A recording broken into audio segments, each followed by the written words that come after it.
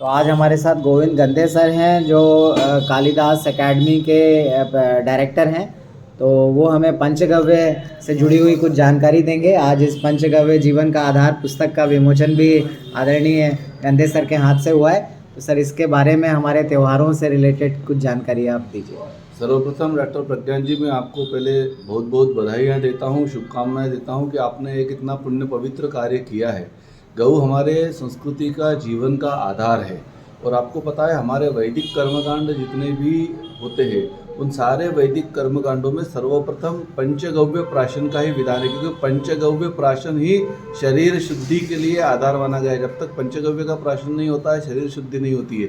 फिर आप वो ब्राह्मणों का श्रावणी उपाकर्म ले लीजिए या फिर कोई धार्मिक अनुष्ठान ले लीजिए, यज्ञ कर्म ले लीजिए, सारे ही कर्मों के पूर्व शरीर शुद्ध्यर्थम पंचगव्य प्राशनम अहम करिष्ये ऐसा संकल्प लेकर पंचगव्य का प्राशन किया जाता है। फिर सारे कार्य प्रारंभ होते हैं।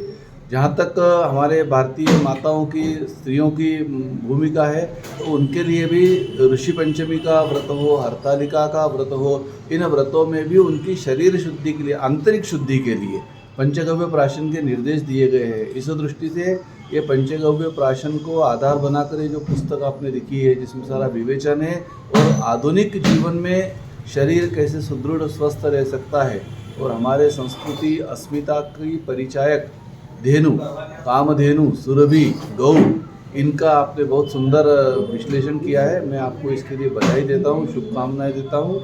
मुझे आपने इसमें आमंत्रित किया और मुझे ये अवसर मिला, ये समझता हूँ मेरे किसी पुण्य कर्म का उदय हुआ होगा, इसी के कारण ये हुआ है। धन्यवाद। धन्यवाद सर, बहुत बहुत धन्यवाद। तो पंचगव्य जीवन का आधार करीब 100 रोगों की चिकित्सा केवल एक घर में बंधी हुई गाय से, इसमें हमने संकलित करने का प्रयास किया है। आयुर्वेद के विविध आयाम एवं अपने अनुभवों के आधार पर मैं वैद्य प्रज्ञान त्रिपाठी, MD आयुर्वेद, नर्मदे आयुर्वेदम उज्जैन से। धन्यवाद।